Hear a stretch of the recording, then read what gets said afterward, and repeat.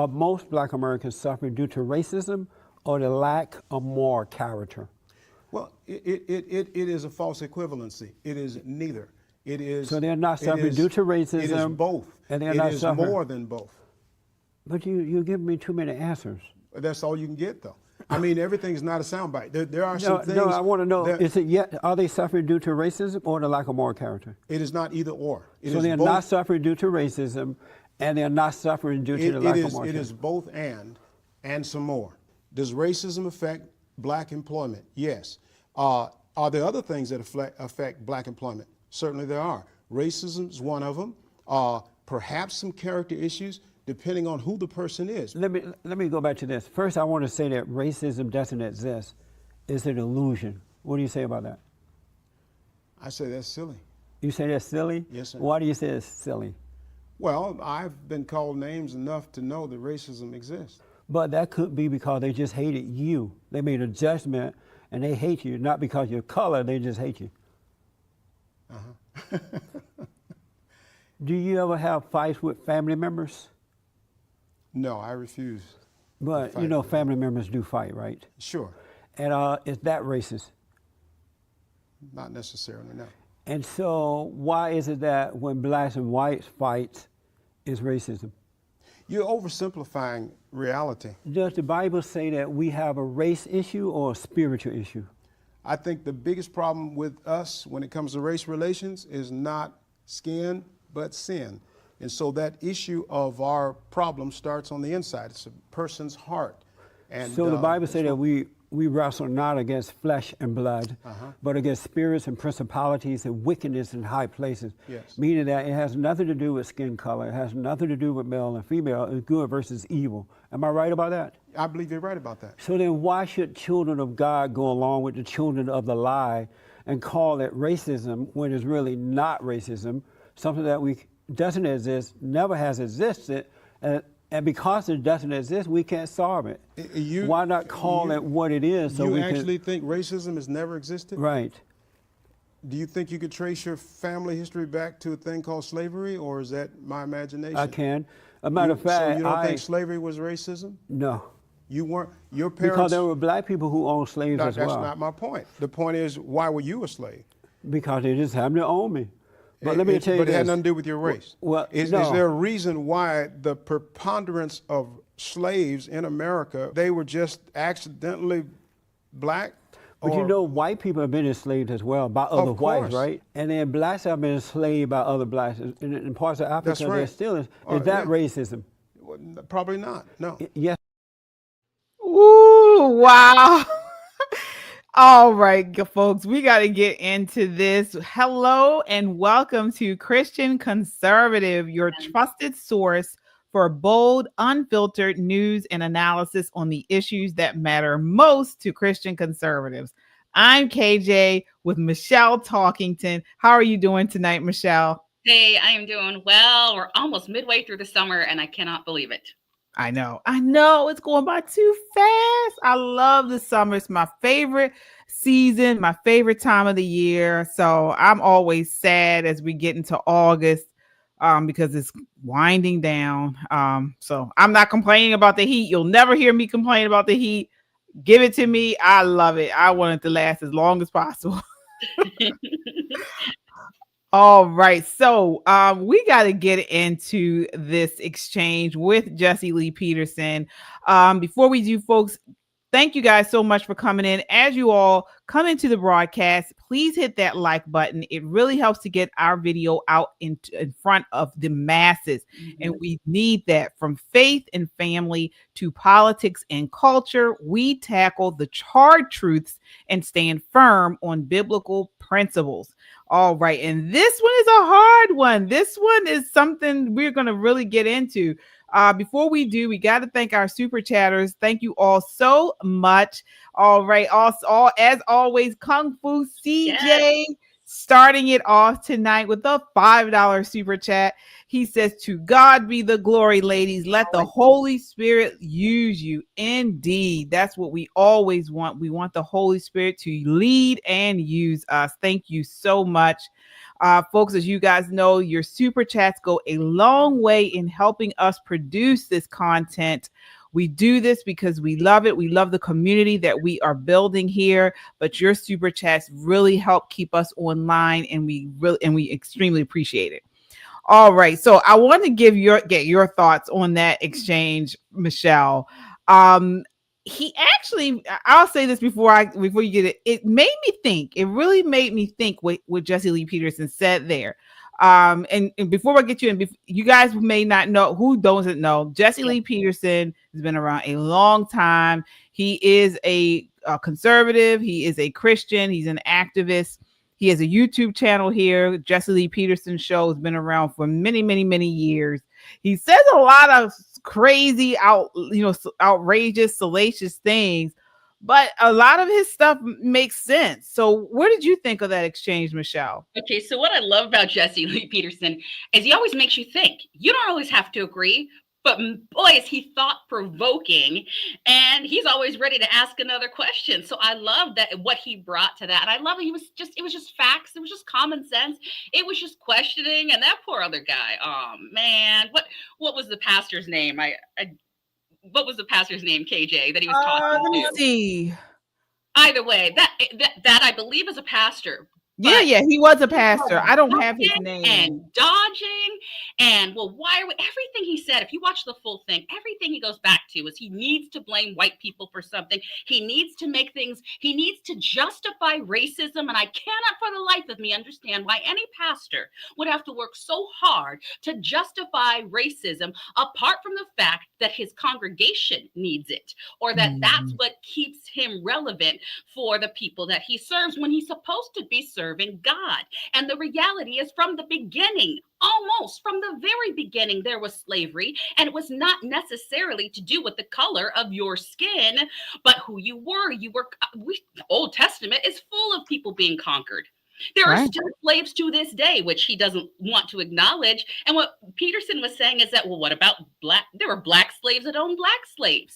He doesn't want to talk about it. And today's society, we know the woke, they need to keep us fighting for something. They need to keep us hooked on racism, like it's cocaine, like it's a drug that we need to take a hit from so we can feel better, and so they can keep winning racism. I'm just done.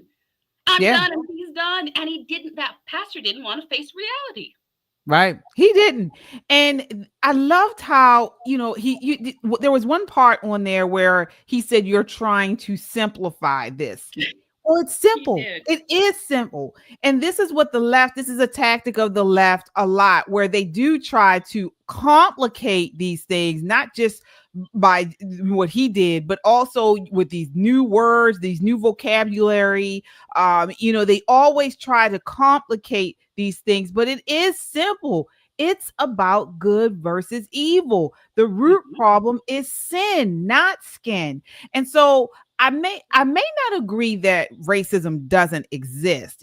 I do think it does exist, or it has existed, but it is certainly not the end all be all, the major, opposition to Black people, particularly here today in 2025.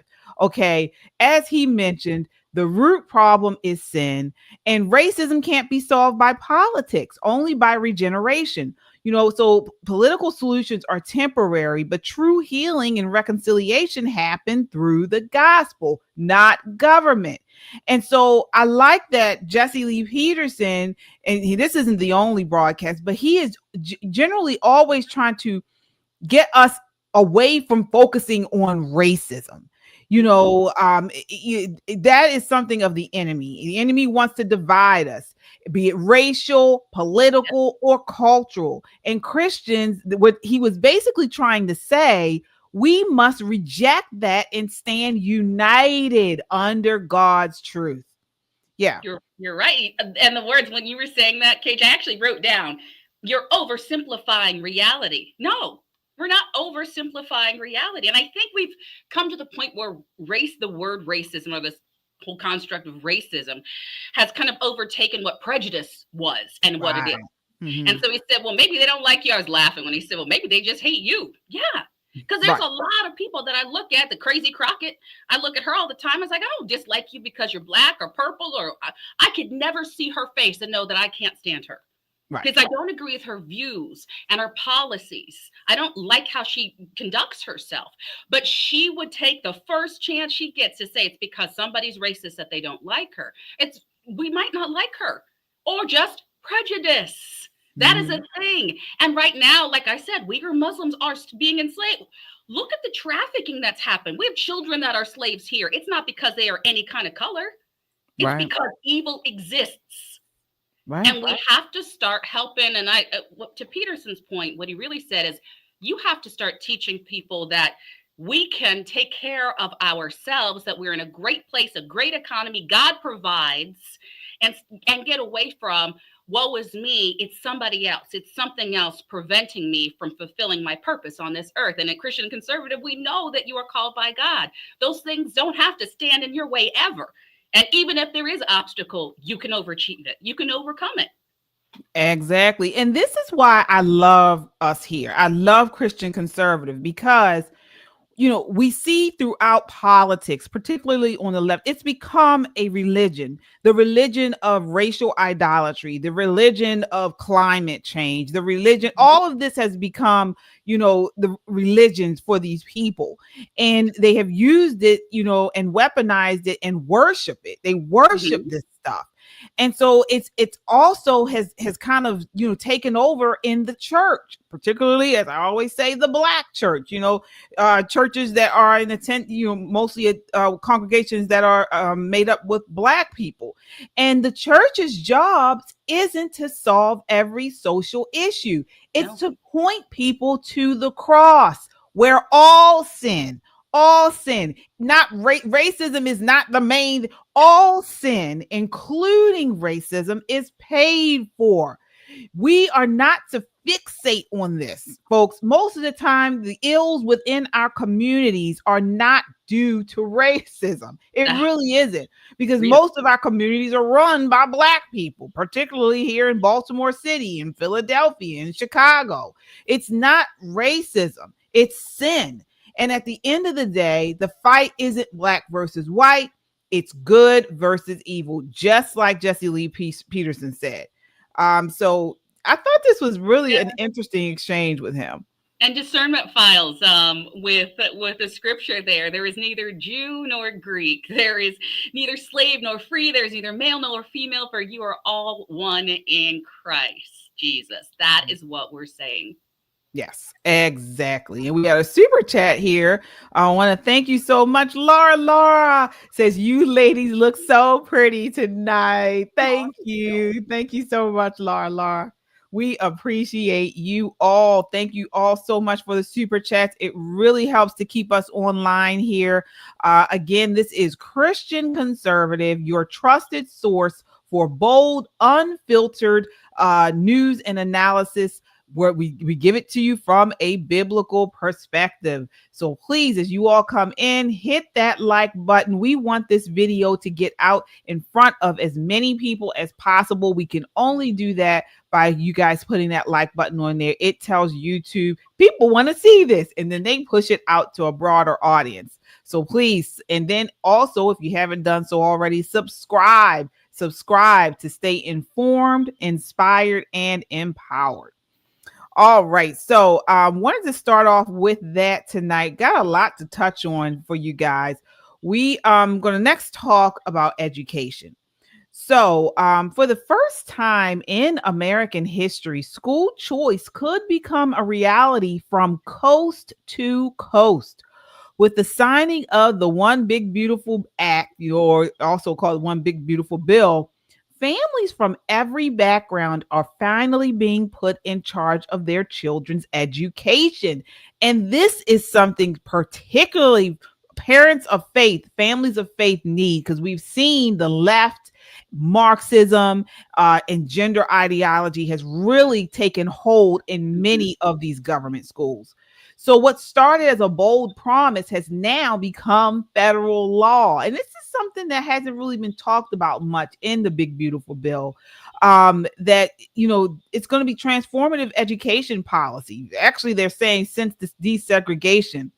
And so before we get into this, I want to show you guys this clip that just shows how nutty these teachers unions are. Okay. This is the New York City teachers union. And this was some time ago, but it's very relevant to today. John Stossel was doing a report on school choice, and listen to what these nuts have to say about it. All right. This is clip 1. Years ago, New York City's teachers union came to my ABC office to shout shame on you at me. We are here to demand an apology from 2020's John Stossel. I had done a primetime special called Stupid in America, How We Cheat Our Kids. My report showed how some other countries let kids choose their school. Giving kids a choice forces schools to try harder. You have to be innovative.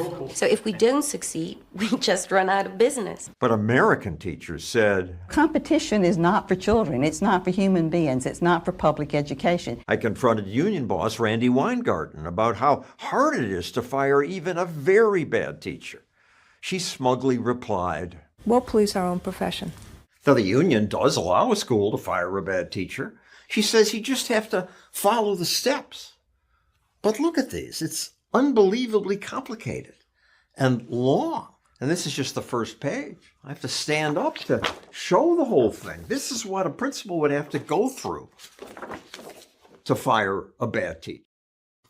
Wow. Okay. Can you believe she said that? We'll police our own police. What do you think of that exchange, Michelle?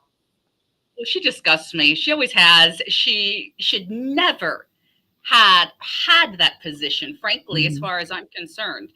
And she steady likes to tell us how we need to raise our kids while failing us. What I love at the beginning of, crazy protesters, and it doesn't matter that was years ago. The same protests are happening today, yesterday.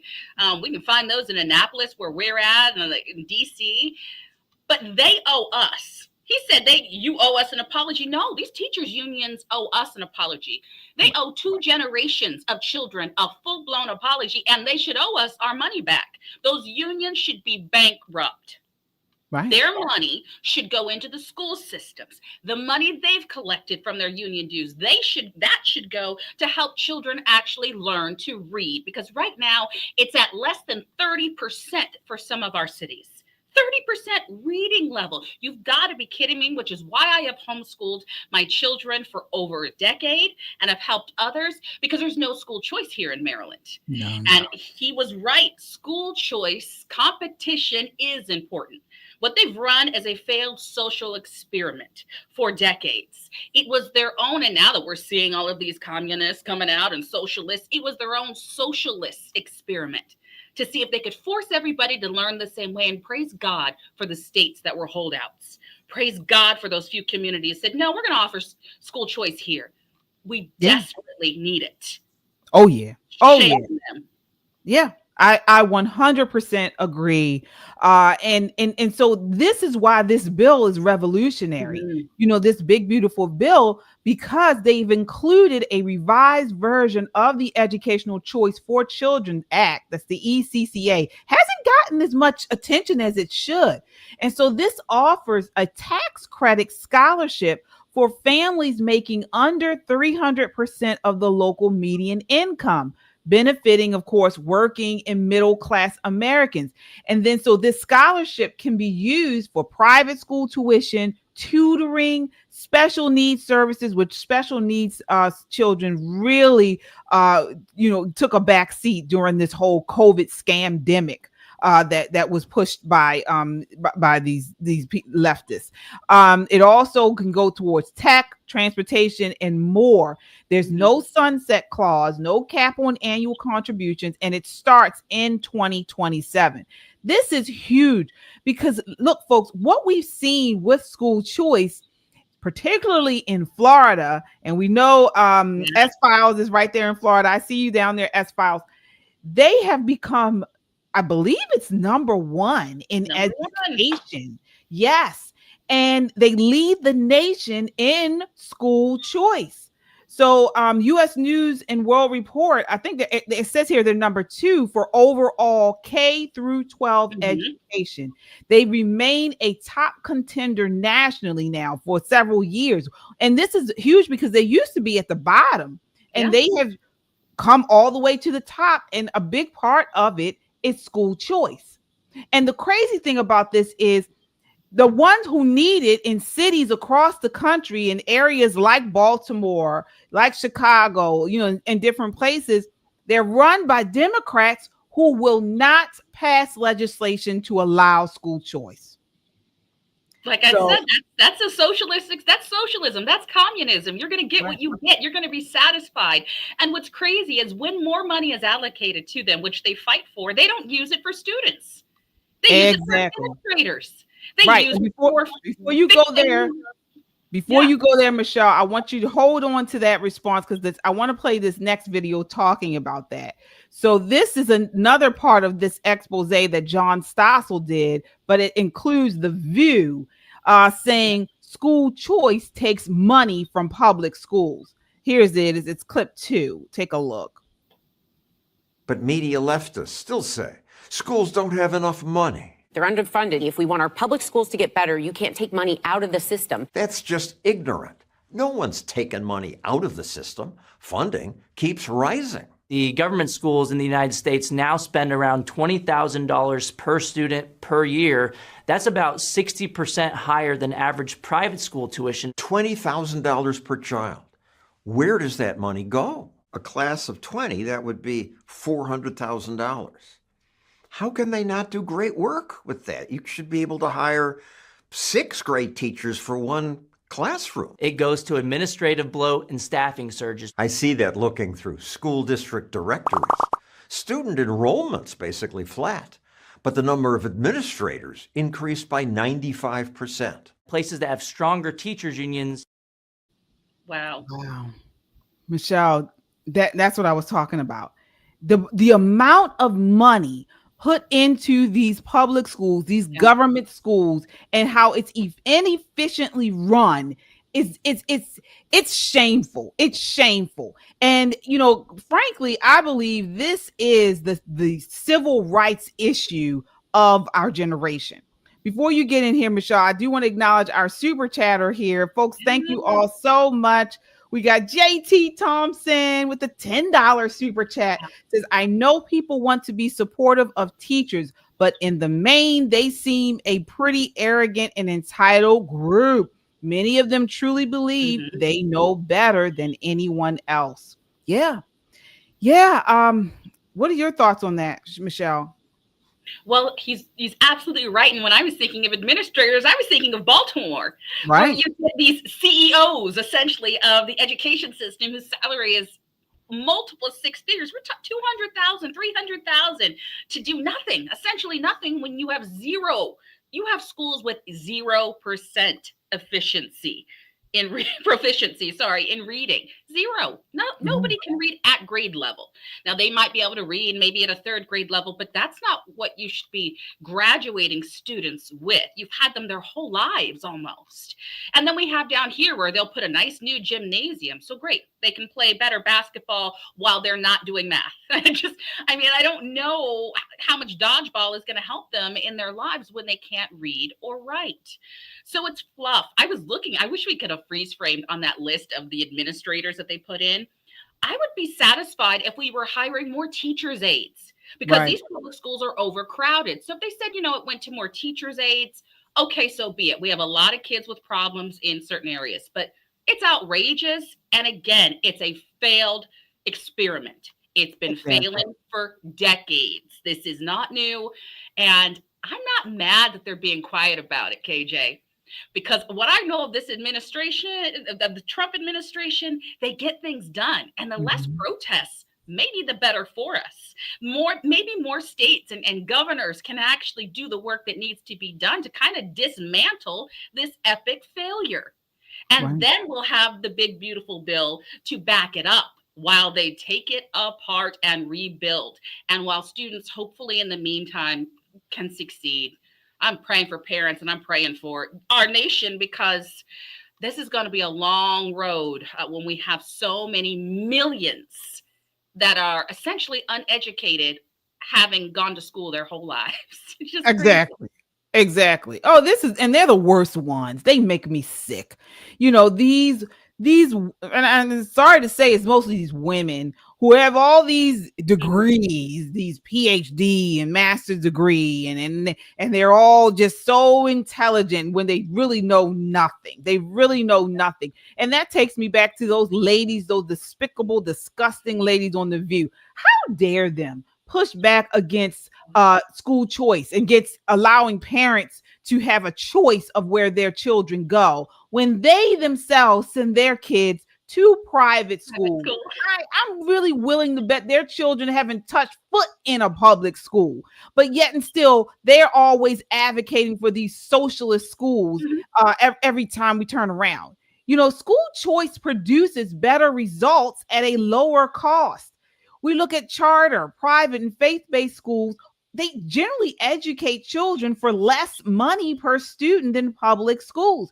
And as you mentioned, you know, as we're seeing that, you know, the funding has increased in these public schools, but the outcomes haven't. So I don't understand how they can sit there and move their mouths to advocate for public schools when they're failing across the country. Well, I can understand why, and let's just make it plain, because they like segregation. They love it. They want to be segregated, because otherwise we'd all be able to get into their neighborhoods. Otherwise, we'd all be able to go out and have dinner where they're having dinner and talk to staff the way they talk to staff and get what they want when they want it, the way that they like it. See, we'd all get away with having Whoopi's nasty attitude or Joy's nasty behavior.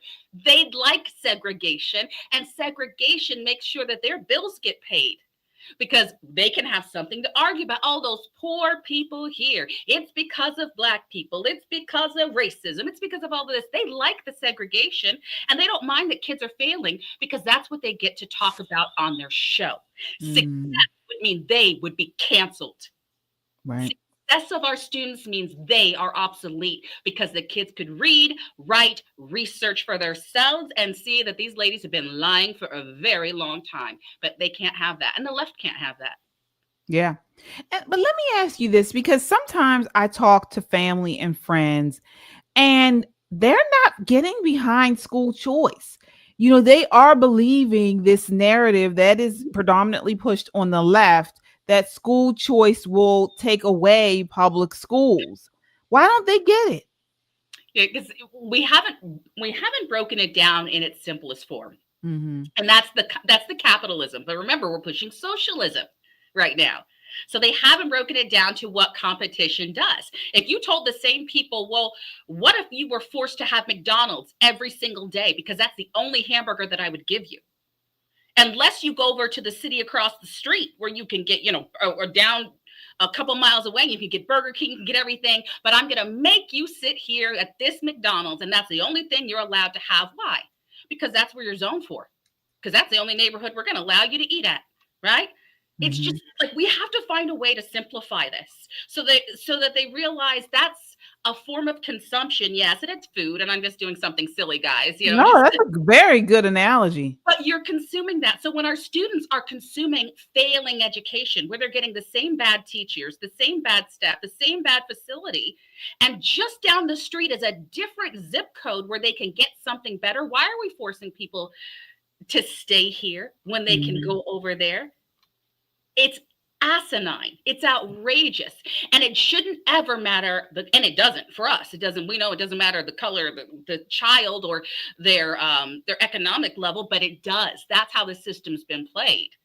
So you should be able to drive your kid or get a bus or get tuition to go to anything, anywhere, any school. It's about the child. And that's what I also tell families. Should we be focusing on what the teachers are getting paid and what the school is doing, or should you be focusing on your kids getting the best education? Why can't it be about the kids? And I ask people that, well, why can't it be about the kids?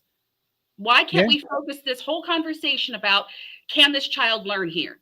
Maybe they just need a Montessori style. Did you ever think of that? Those kids that are like jumping around all over the walls, they just need to jump and play and sing while they learn, and they'd be just fine. So make it about the children and make it about keeping things simple. We have to do that as just common sense conservatives or Republicans or independents. Make it about the children. Yep, you're right. You're right.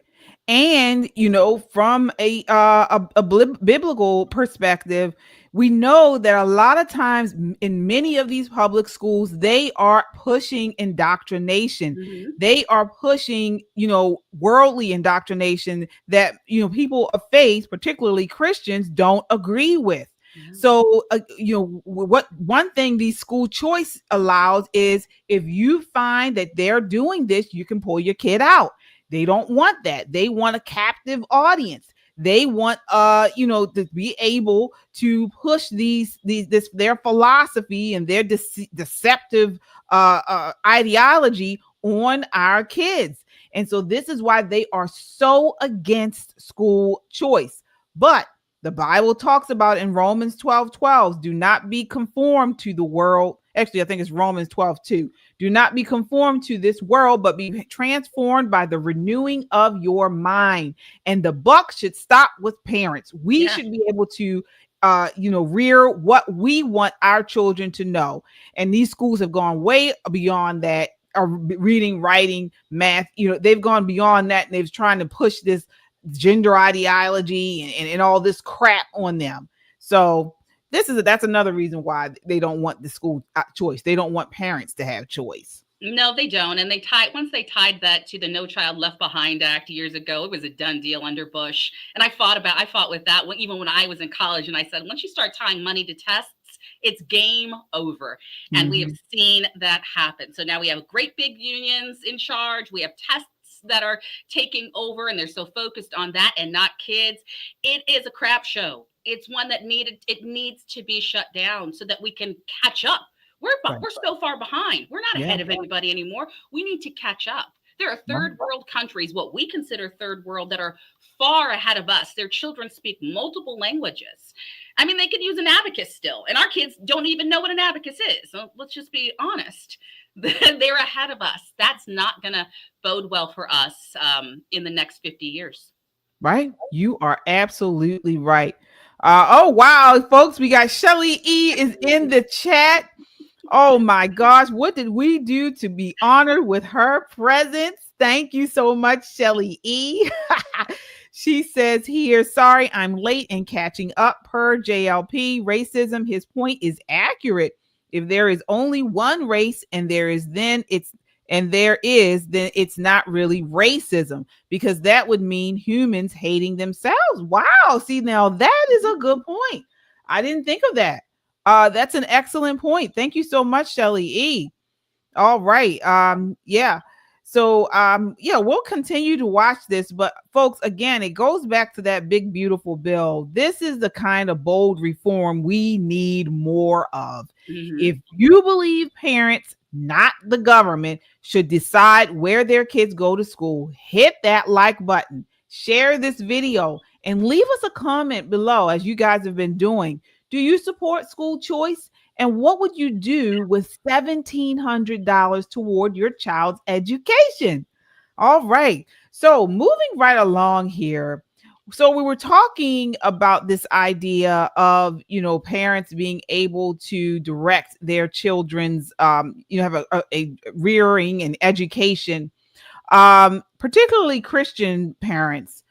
Well, as we've talked about in the past, the United States was formed and founded on Judeo-Christian ideology. But the question is Islam taking over America? Take a look at this next clip. This is clip 3. Mine. This is a deep water where if we have to launch big ships, Islam, Dawah of Islam, this is a right place. No restrictions on Dawah. No restrictions on Dawah. Even if you go to Saudi Arabia, you cannot do Dawah. You will be caught. This country, I can stand in the middle of Manhattan and I can call people, nobody can stop it. Trump cannot stop it. Biden cannot stop me. Nobody can stop me. About 50 years from now, Muslims will become the #1 religious group compared to Christians. In 50 years, inshallah. Approaching Christians with the message of Islam is the easiest thing to do. We can start with commonalities, things that we both accept, understand, agree on theology. No. Wow. All right. So, Michelle, I mean, that was pretty bold. That was pretty bold. So we know, as I mentioned, America was founded on Judeo-Christian principles. So in Islam or any other incompatible ideology, I personally don't believe should replace those foundations. What are your thoughts? Absolutely not. My thought is over my dead body. So, and this is what's interesting is that here I am, running for Congress for his right to say that, and he's correct. See, he knows the system better than some of our American citizens, brothers and sisters know. What he knows is that propaganda works, that he can stand in the middle of anywhere and say what he wants, and that people, especially, and this is a call to Christians, right? I'm only talking to the Christians. You had better be firm in your faith. And we have Christians who are not firm in their faith, that are weak-minded or that are here, there. Maybe we've got this Christian version of reality that says any religion is okay, so they're willing to accept anything. But what he's talking about is so dangerous to this nation. And what you need to do is look anywhere. Look to Europe. Look what's happening in Europe. And I'm just talking England, right? Mm-hmm. We see all the castles. We think everything's great. If you ever go over there, it's a whole nother ball game. You cannot fall for this because they're not here to be nice. They are here to conquer. This is their own form of the Crusades, is what he's essentially talking about. And not through lovey-dovey, Christianity, come and meet Christ and come as you are. No, this might be come as you are. And then they're going to make sure laws are in place to force you into their way of thinking. I'll be darned if Sharia law gets a foothold in this nation. I'll be darned if we get rid of what we were founded on in our Constitution. Period. There's an end of discussion, and we as Christians have to fight for our faith and be ready to war, because those are fighting words as far as I'm concerned as a Christian and as an American. And I don't care what religion you are, really. Be anything. I'll fight for your right to be anything. But to think you're going to come over and change everything? No. Right. That's the key. That's the key right there. And that's where, I get off. I agree. You can have whatever faith you want to practice, whatever you believe, that is fine. And you should be able to practice your religion, your belief. I am okay with that. But the founding fathers consistently reference scripture, divine law, and natural rights in shaping the Constitution and Declaration of Independence. So John Adams said, and I quote, "Our Constitution was made only for a moral and religious people. It is wholly inadequate to the government of any other." So again, concepts like individual liberty, rule of law, equal dignity, inalienable rights are directly rooted in Judeo-Christian theology. Okay. And that you can't come over here trying to change that. I'm not here to badmouth Islam, but there are vast differences. The word Islam literally means submission, not to liberty, but to Sharia law, which is incompatible with American democracy. Okay. You can come here and practice whatever religion you want. But to come here and try to change the fabric of this country, the Judeo-Christian fabric of this country, is where you're going to go wrong. So, Very bad. And that's just it. It's that, and we're not talking about, like myself, being a Christian and getting in and changing rules to enforce Christianity. No, the Constitution's already there. So we are talking about historically what the founding fathers intended. That's what we're fighting for. That's what we're defending. And that's where it needs to stay. So you're right, KJ, coming in and saying this is easy. And in 50 years or in this many years, there are consequences to that dramatic or drastic shift away from one religion towards another. And that could be any religion. You can fill in the blank.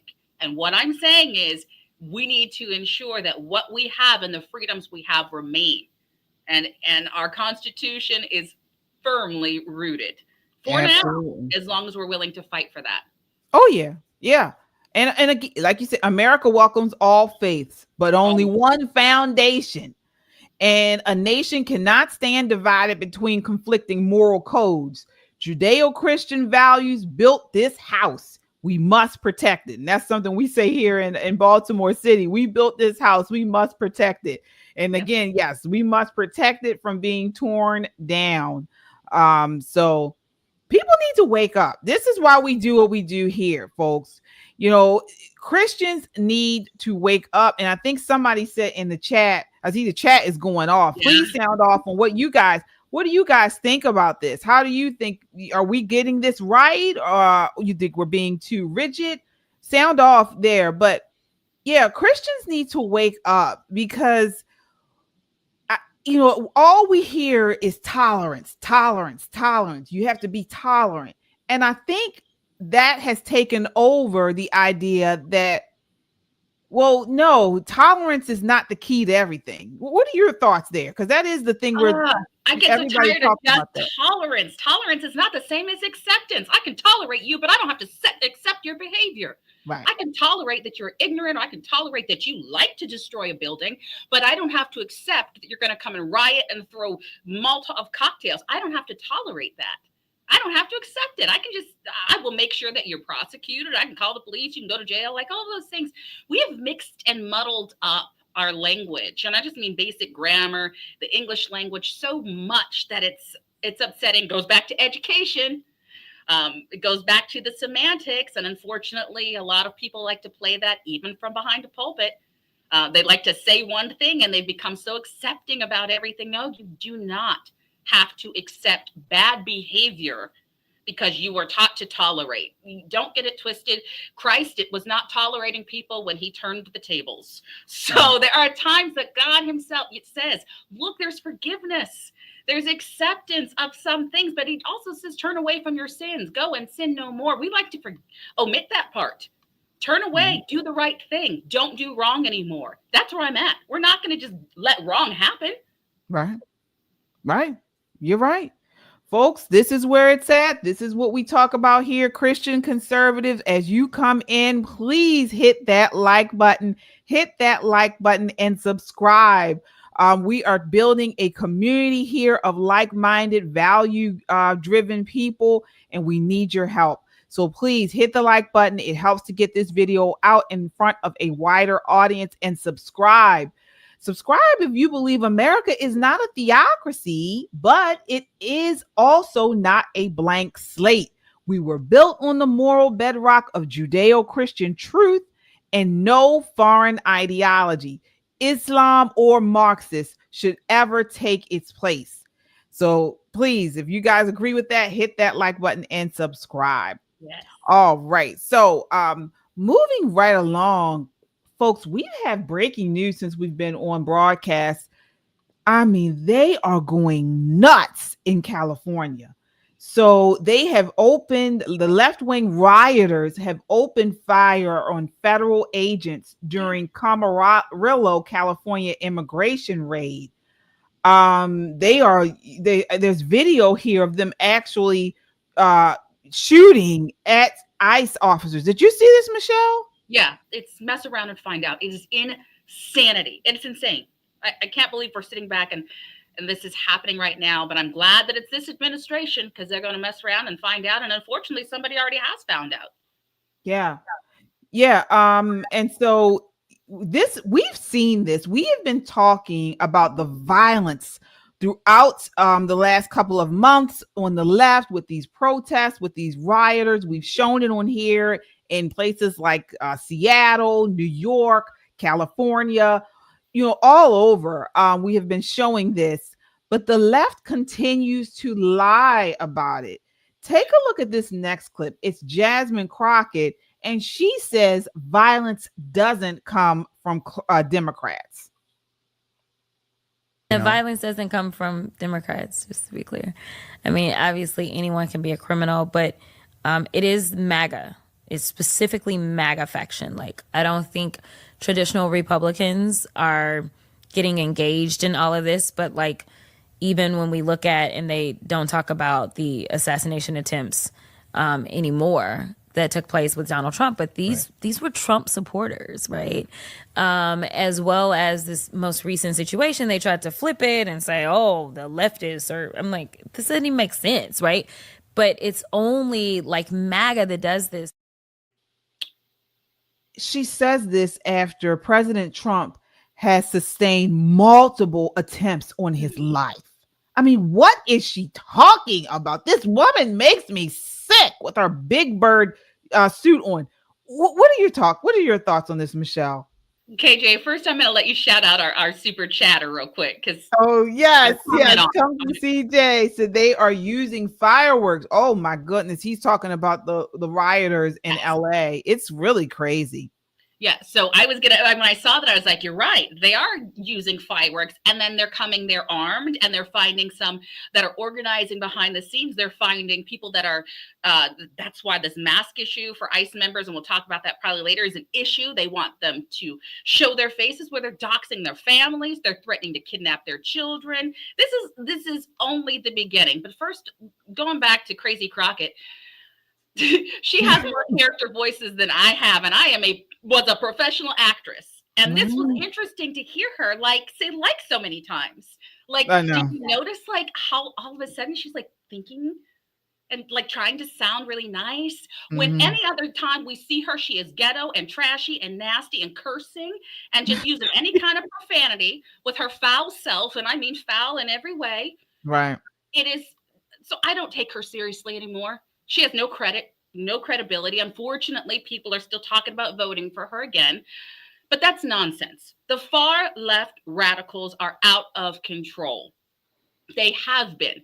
They're the ones that burn your cities, and we're supposed to call it love, right? Right. That is not the Republican Party. You know why? Because Republicans are busy working.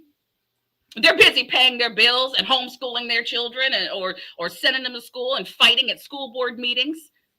They're busy making sure that change happens, whether it's good or bad. They're still doing something about it. By and large, the Republicans, even like she says, the MAGAs, make America great again is not Republican.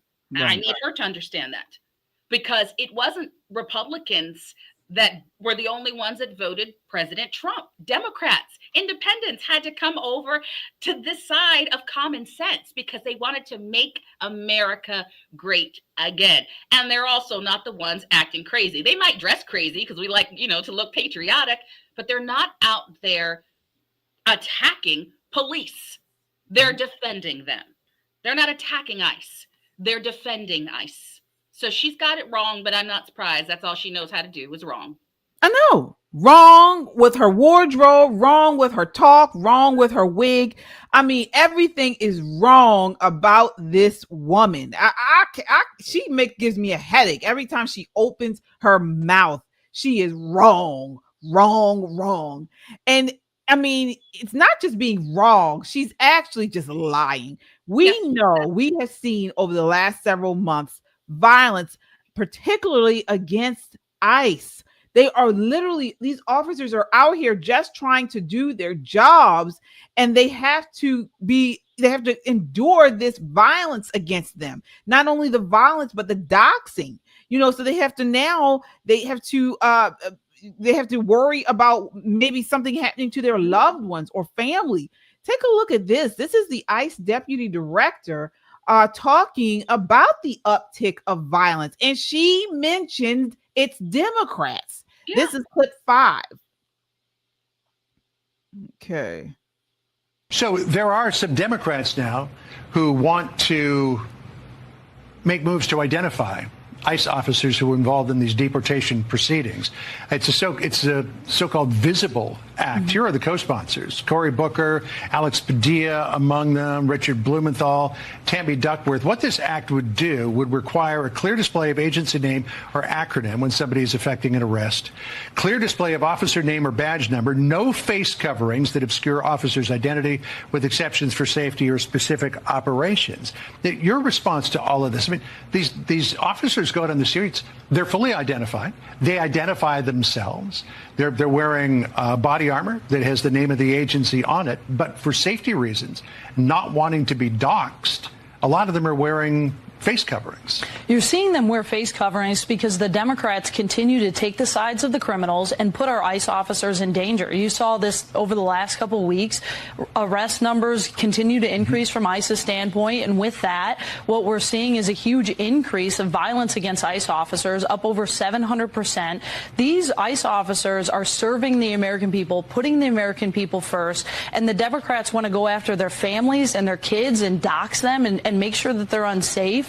And in reality, they are just enforcing the immigration laws that are on the books in the United States. They are keeping the American people safe. So here is Senator Alex Padilla's rationale. Wow. They are just doing their jobs. Look, breaking news came out today. ICE now confirming Manuel Lopez arrested for the R word in Bloomington, Illinois, or Indiana. He's an illegal alien previously arrested for the R word in 2024, but was released back into the community to do it again because Monroe County Sheriff Ruben Marte refused to honor his ICE detainer request. This is the work that they're doing. They're trying to get these nuts off the street, and you have Democrats trying to dox them. This is outrageous. What are your thoughts there, Michelle? The fact that it's sad that we're here right now, because again, I think they're going to come down hard. This administration is going to come down hard as well. They should. But 700%. That is what got me when she said that. And I was listening to it and I watched it live. And I was like, 700%. I was typing in. I said, well, how do we explain this to people that don't get it? All those Democrats that don't get it. If you had $100, let's increase that by 700%. It's outrageous. It is dangerous. It is disgusting.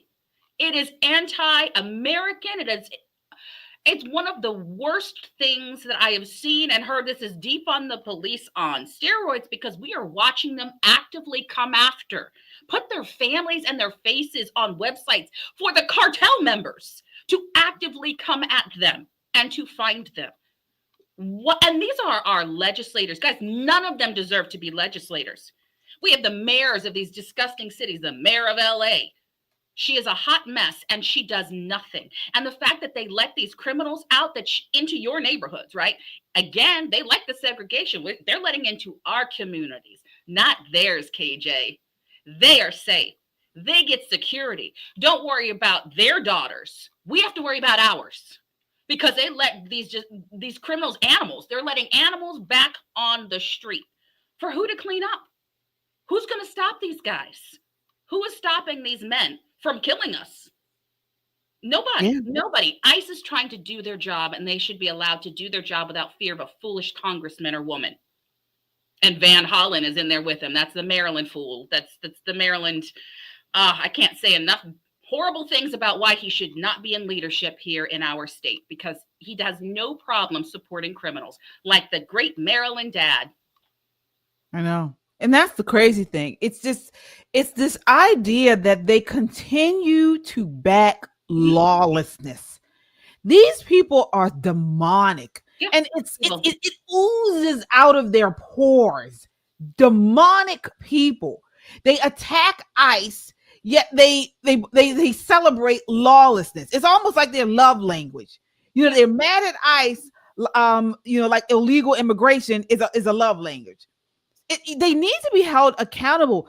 I mean, it's clear they hate this country. They hate it so much that they want to cause some type of chaos where the country implodes so they can put in a new world order, a new government, a new style, of governing. They don't want this capitalistic society. They don't believe in our Constitution. Why are they here? This is what I don't understand. Many of them wax on about how they hate this country. Leave. Get out. Go away. Take your family. I mean, I would support a bill where that goes to say tax dollars can go, a small portion, give them a little bit of money so they can pack up their wares and get the hell out. Go with the rest of these illegals that you love them so much. I just don't understand this. It really is baffling. It really is. I don't understand it. I'll take it out of my own pocket. I will max out credit cards to get you out. I will max them out. You can go ahead and leave. And I'm not sure that all of them are that smart. So what I'm seeing is a lot of them, like Padilla. He's one of the co-signers, and he's the one that went in with Christy Nome. I think one of our super chatters, S-Files mentioned that. Yeah. So, and Allie, Padilla's in there making a fool of himself and causing ruckus because that's exactly who he wants to stand by. Like, he wants to make a criminal scene so that he can identify with them. Why? And for some of them, I think it's just stupid power. I think it's just to stay relevant. I think it's just to say, I really hate this nation, but they don't, because they're in nice houses. They have nice cars. They like school choice. They love it. They're like in the 10% of all the kids. Their kids go to all the best schools. They love it. They love it here because they can lie to the American people and play us for the fools while they radically change, spit on, or attempt to change our Constitution. They don't really want that. And I'm going to say why, because they would never have the positions they're in. They don't understand what a real socialist society or communist society or new world order would do. None of them would be relevant. They would be at the bottom with the rest of us fighting, and they'd be begging us for our guns. They'd be trying to come over and get some food because my kids know how to find it and hunt it. They need all of your help. No. So I'm not sure that they understand what the real consequences will be. Some of them do, like the guy in New York, but the rest of them, no. It's sad. It's sad and it's pathetic. And we got to keep calling it out. Yeah. Yeah, we do. We have to keep calling it out. We have to stay vigilant. We have to stay prayerful. And we know, we've said this before, that this is why they hate Christianity. They hate Christians because we are united under Christ.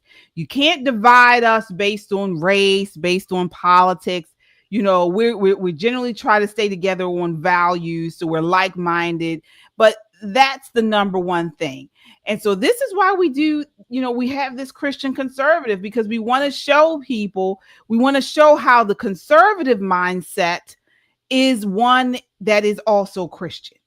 And we need to show that to these people. And there are some people, we have these woke churches out here. And so this is why we say Christian conservative, because these are the type of values, whether it's in social, political, all of it, they go hand in hand to create, this one type of person. You understand what I'm saying there? What are your thoughts there?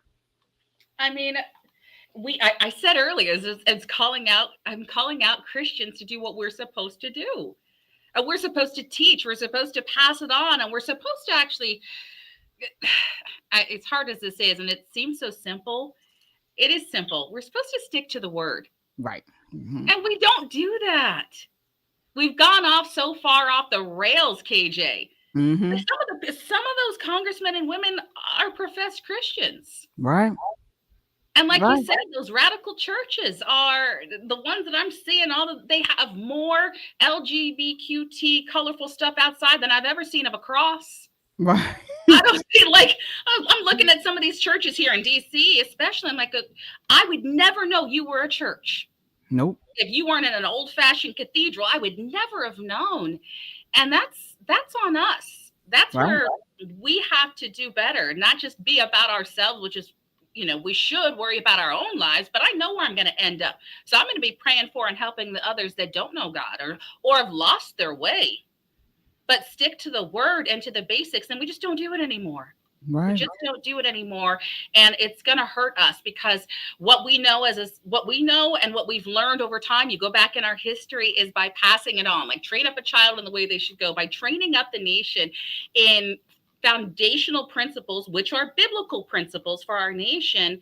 There was generations that had pride. They were proud to be Americans. They loved being in the nation. They understood that it was important to learn that capitalism was okay because what God gave you with your hands and your unique imagination would provide what you needed. Like, we taught that, we learned that was in the Word. And if we don't go back to it, we're missing it. We're missing what Christ teaches us. Right. Which is for today. It's a living word. It's for today. Right. Yeah, you're absolutely right. And this is why this matters. Christian conservatives matter, because in an era where truth is silenced and lies are celebrated, it's us, Christian conservatives, who refuse to bow to political correctness. So we declare unapologetically that Jesus is Lord, not the state. You know, a lot of them try to say, oh, you guys love Trump. Yeah, we think Trump is a great leader, a political leader. He's a great, president, but he's not he's not our God. You know, our identity is rooted in God's design, not self-perception, not Trump or anybody else. And so, this is why this is why Christian conservatives are so important, because again, we're the last line of defense. I honestly think we're the firewall against cultural collapse, against these policies that undermine faith, family, freedom, and the Constitution. We see the connection. We see it, and we stand firm to protect it. So that does it for us tonight, folks. That's it. Thank you all so much for watching, for hanging in with us. Again, please hit that like button if you haven't done so already. It really helps to get us out to a wider audience, and subscribe.